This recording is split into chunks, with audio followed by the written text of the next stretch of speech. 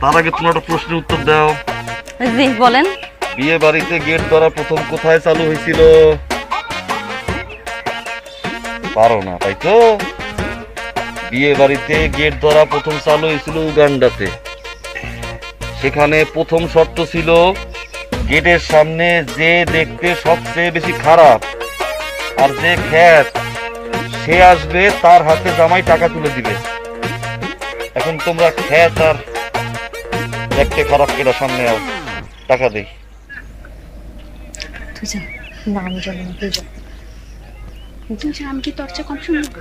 শাড়ি আও আবার না, তুমি শাড়ি তুমি আবার না, ওরা কেউ হইবে না। আমার